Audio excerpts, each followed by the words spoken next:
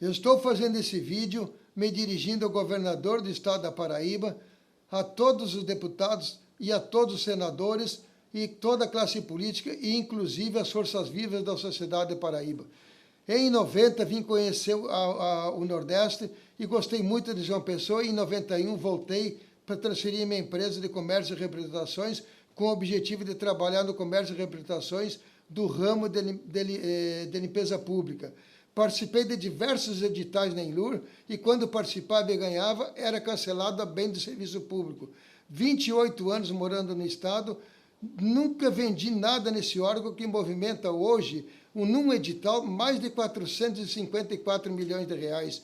Fiz diversas denúncias em instituições que no ano 2000, começou no 2000 e no ano 2004 houve a prisão do ex-prefeito na época, que foi o embrião da confraria. Aí mudou o gestor, em 2005 fui candidato a deputado estadual e fiz um desafio no guia eleitoral para toda a classe política, o secretariado e os vereadores, para mostrar para o povo aonde está sendo aplicado os milionários recursos dos impostos do sofrido e calejado povo brasileiro, que muitas vezes está pagando sem saber nem aonde está vindo e está pagando, às vezes, com a falta com a corrupção, com a falta de saúde, educação, transporte, caos na segurança pública. Eu tenho, com toda sinceridade, gosto muito de João Pessoa, gosto muito do povo paraibano, mas eu digo que foi uma das coisas que eu mais me arrependo de ter vindo para cá, porque o lugar bom é aquele onde tu tem oportunidade e tu consegue produzir e ver o resultado do seu trabalho. Eu faço um paralelo, o Lula saiu de Garanhuns e foi para São Paulo abriu as portas e se tornou presidente da República. Luiz Erundina saiu do interior do Paraíba, foi para São Paulo e se tornou prefeita da terceira ou quarta maior capital do Brasil. Assis Chateaubriand saiu da Paraíba e montou o maior conglomerado jornalístico da América Latina e depois foi embaixador do Brasil na Inglaterra. Maílson da Nóbrega saiu daqui e se tornou um dos maiores economistas do Brasil. Agora o protocolo, 24 documentos no Tribunal de Contas, 9 na Assembleia Legislativa, 9 na Câmara de Vereadores, 9 na seccional da OAB e não recebo resposta de nenhum. Eu considero isso aí como se fosse uma atitude discriminatória e preconceituosa, porque eu não estou fazendo uma luta pessoal. É uma luta em cima de um problema coletivo que envolve todo o dinheiro de todos os paraibanos, inclusive de você que está me ouvindo. E eu acho que nós temos que unir forças e cobrar mais da classe política e cobrar mais das instituições, inclusive dos órgãos de fiscalização, porque eu não admito a falta a omissão do povo e a falta de cobrança vai criando um vício e institucionalizando e generalizando a corrupção.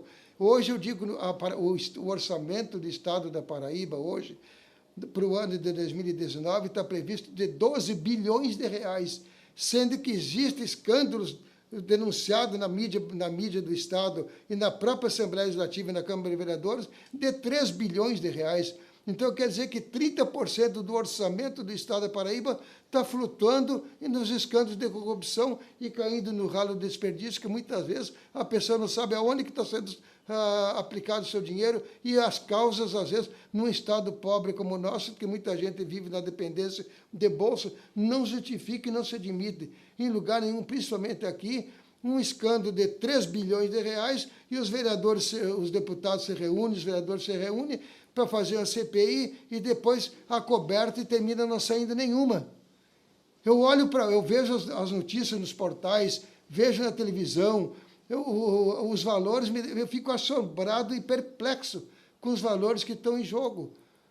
Aí parece que dá a impressão para a sociedade que se combina, tu não abre a CPI do meu partido, que eu não abro para o teu, porque quem paga é o povo.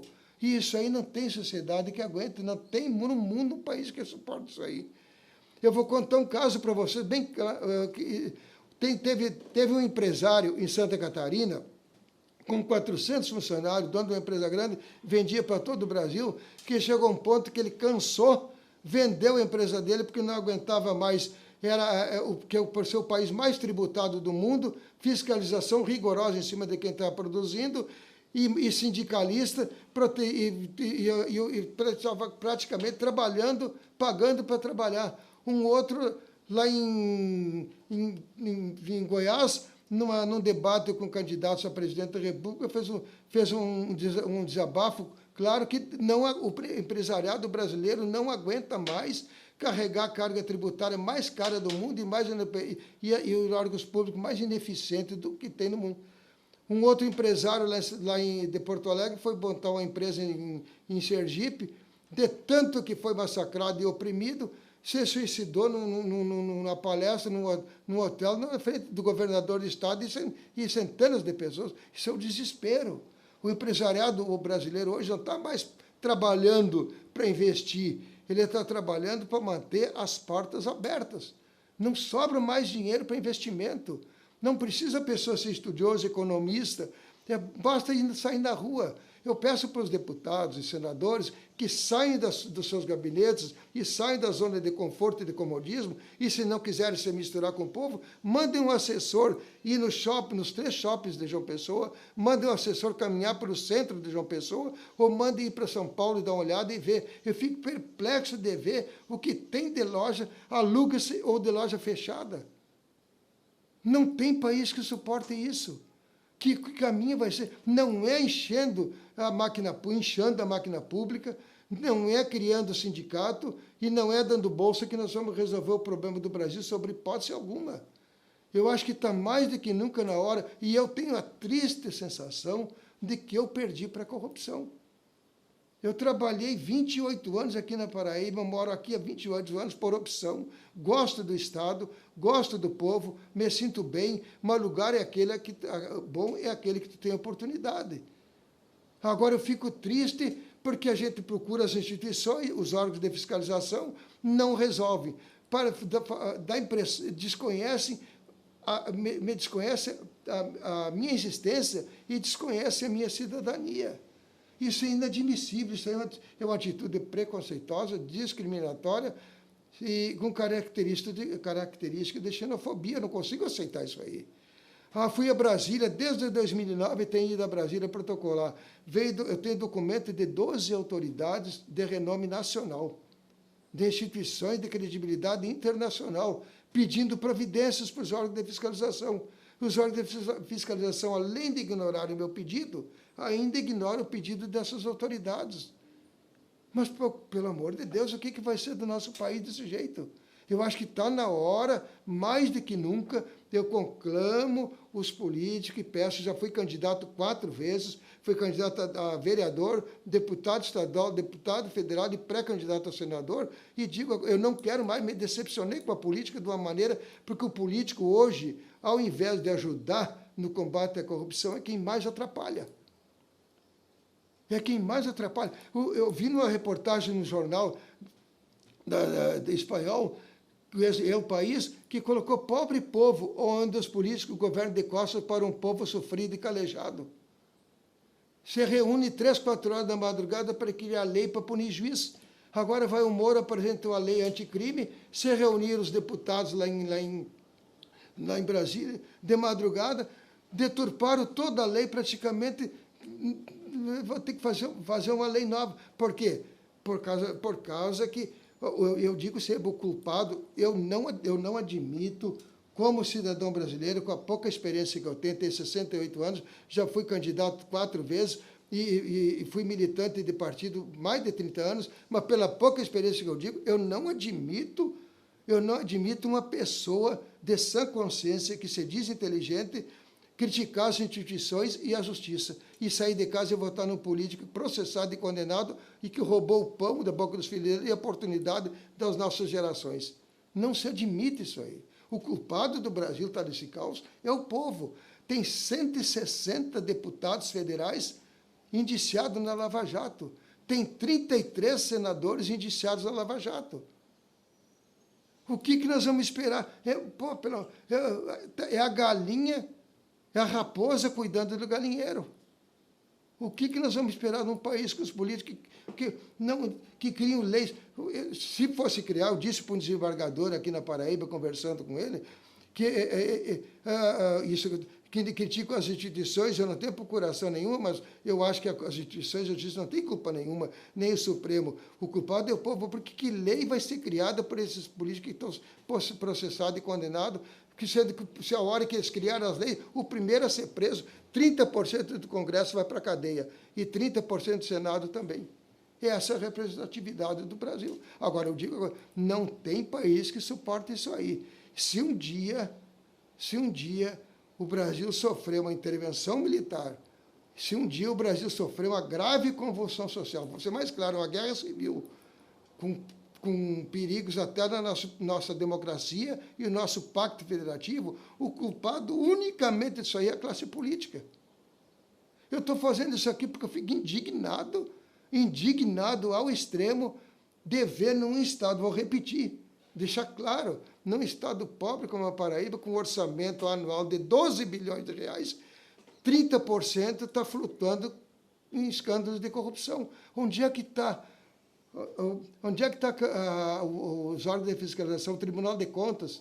Onde é que está o Conselho, a Comissão de Improbidade Administrativa da OAB? Eu fui candidato e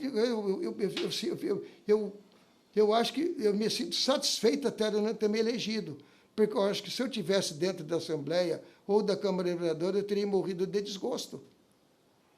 Porque eu não admito uma pessoa sentar, fazer um juramento na Constituição, um juramento na Bíblia, e jurar para todo mundo, dizer que vai cumprir a Constituição e a legislação e o regimento interno, e depois virar as costas para a corrupção e para o patrão, que é o povo que elegeu ele.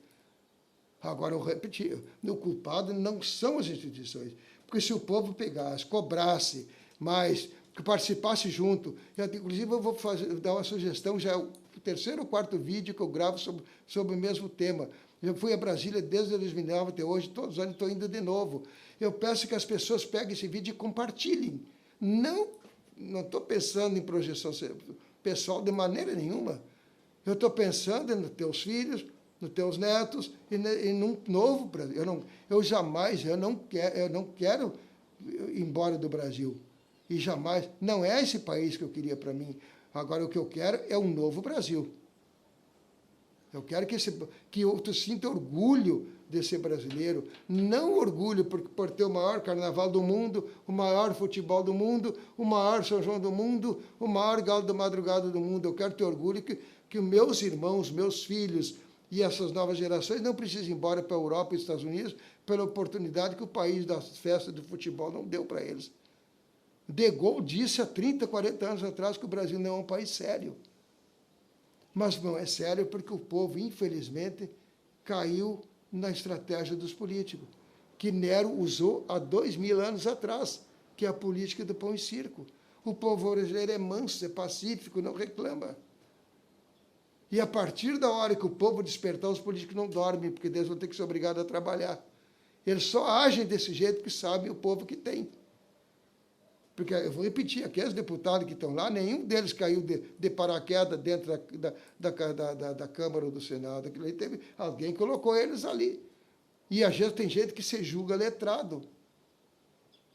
Então, para encerrar, eu vou convocar o povo paraibano que divulguem, que cobrem dos políticos, cobrem dos órgãos de fiscalização da Paraíba, cobrem da OAB, que tem uma comissão de improbidade, que, inclusive, eu tenho documentos, tudo isso aí que eu estou falando aqui, com pedido de providências do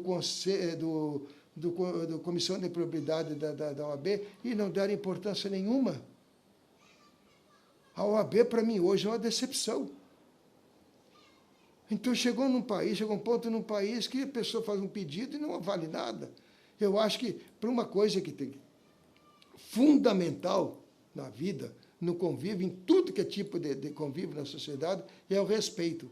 E eu acho que o fato da pessoa ser presidente da Assembleia, presidente da Câmara, presidente do Tribunal de Contas, presidente da OAB, não dá prerrogativas e direitos para pisar na minha cidadania. Eu sou um cidadão normal, igual aos outros, e eu estou cumprindo o que está na Constituição, o meu direito de expressão, de liberdade de expressão e o exercício da minha cidadania.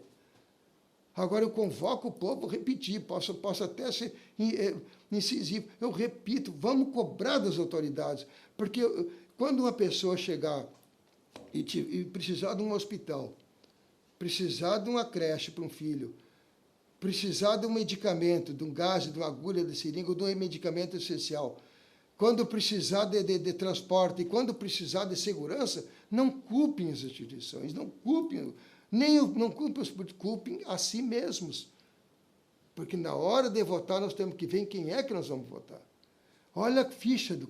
Para entrar num concurso, para a pessoa para assumir um cargo público, ela precisa ter uma ficha corrida, ela precisa ter certidões para poder assumir em cima de um concurso rigoroso. Agora, para assumir um cargo de dirigente do nosso país, como representante da sociedade brasileira, entra um político lá com 10, 20, 30 processos, e se acobertando no famigerado foro e ridículo foro privilegiado para se proteger, e depois esse mesmo político criando leis para punir juiz.